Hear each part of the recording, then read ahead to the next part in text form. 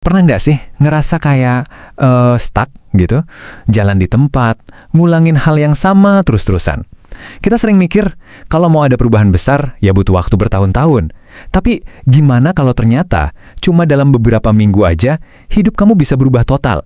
Dan semua itu dimulai dari kebiasaan-kebiasaan yang kelihatannya sepele. Oke, jadi pertanyaannya, beneran bisa nggak sih kebiasaan-kebiasaan kecil setiap hari itu bikin perubahan raksasa? Ini bukan teori doang loh. Kita bakal lihat sebuah eksperimen nyata. Sebuah perjalanan yang dilakukan seseorang buat ngebuktiin ini. Nah, kita bakal bedah nih apa yang sebenarnya kejadian waktu seseorang nekat buat ngadopsi 5 kebiasaan kunci ini. Perubahannya jelas nggak gampang, tapi hasilnya, wah, bener-bener di luar dugaan.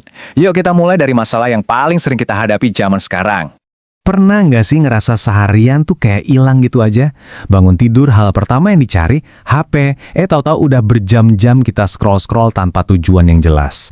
Nah ini tuh jebakan modern yang kita semua hadapi. Dan ternyata ada alasan ilmiah di baliknya. Nah ini dia biang keroknya, dopamin. Setiap kali ada notif, setiap dapat like, otak kita tuh kayak disiram sama zat kimia ini yang bikin kita ngerasa seneng sesaat.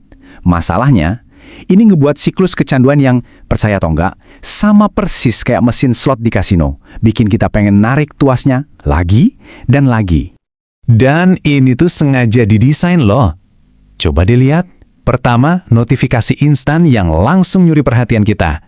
Terus yang kedua, infinite scroll yang bikin kita nggak pernah sampai ke ujung, jadi ya scroll terus.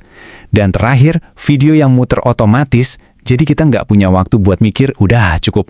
Semuanya dirancang cuma buat satu hal, biar kita nggak bisa lepas. Terus apa yang kejadian kalau kita berhasil ngurangin semua itu? Kita jadi berhenti ngerasa harus tahu semua hal yang nggak penting. Kemampuan kita buat fokus ke satu hal, misalnya baca buku, pelan-pelan balik lagi.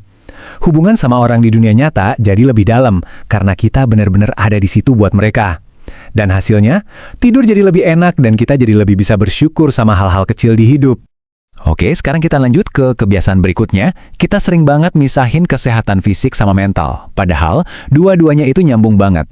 Apa yang kita makan dan gimana kita gerakin badan kita, itu secara langsung ngebentuk emosi dan pikiran kita.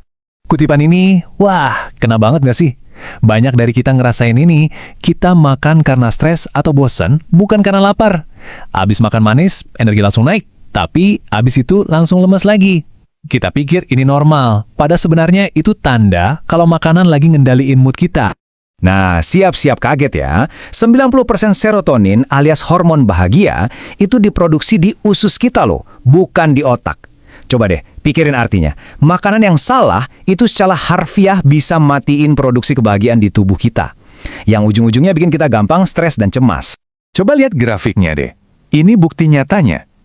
Olahraga itu secara fisik ngehancurin kortisol, si hormon stres.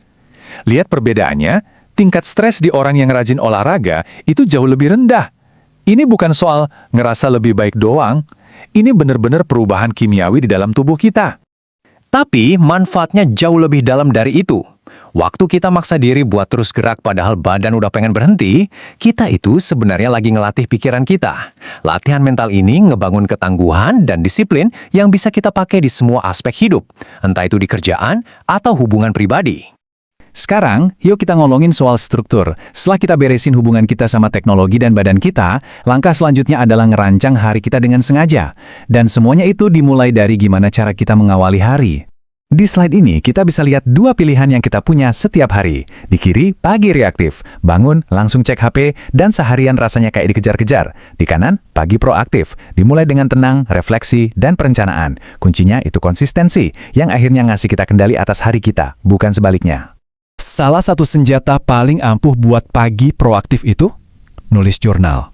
Ini bukan sekedar curhat ya. Secara sains, waktu kita nulisin pikiran kita, aktivitas di amigdala, bagian otak kita yang suka panik dan cemas, itu berkurang. Sebaliknya, korteks prefrontal, bagian otak yang rasional, justru jadi lebih aktif. Kita tuh kayak mindahin setir dari mode panik ke mode tenang. Jadi apa aja sih yang bisa kita buka dari kebiasaan simpel ini? Kemampuan buat ngelihat pola-pola tersembunyi. Kekuatan buat memproses emosi yang sulit. Dan yang paling penting, kebebasan buat ngambil keputusan pakai logika, bukan karena panik. Ini kayak jadi arsitek buat pikiran kita sendiri. Oke, kita udah bahas kebiasaan fisik, mental, sekarang kita satukan semuanya dengan satu prinsip paling penting. Ini adalah perubahan cara pikir yang terinspirasi dari filosofi Stoik kuno, yang intinya fokus sama apa yang bisa kita kendalikan. Nah, ini bagian paling penting dari semuanya.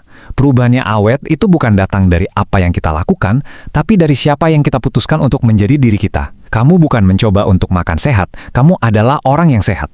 Kamu bukan mencoba olahraga, kamu adalah orang yang disiplin. Tindakan kita itu ngikutin identitas kita. Ini sekaligus ngebongkar mitos terbesar soal perubahan, motivasi. Serius deh, lupain motivasi. Motivasi itu gampang hilang dan nggak bisa diandelin. Yang kamu butuhin itu sistem. Bikin kebiasaan baik jadi gampang banget buat dilakukan. Siapin baju olahraga dari malam sebelumnya. Taruh jurnal di samping tempat tidur. Fokus ke sistem, bukan ke perasaan. Terus kenapa dong kok banyak banget yang gagal? Jawabannya simple. Karena perubahan itu nggak nyaman. Otak kita itu emang diprogram buat nyari yang gampang-gampang aja. Kunci sebenarnya, ubah cara kita mandang rasa nggak nyaman itu. Jangan lari, justru hadapi. Anggap aja itu sinyal kalau kamu lagi bertumbuh. Pada akhirnya, semua ini balik lagi ke satu pertanyaan. Setiap hari, lewat tindakan-tindakan kecil kita lagi milih mau jadi orang seperti apa. Hidup kita itu bukan hasil dari satu keputusan besar, tapi gabungan dari ribuan pilihan-pilihan kecil. Jadi, pertanyaannya buat kamu, siapa yang kamu pilih untuk jadi dirimu dimulai dari hari ini?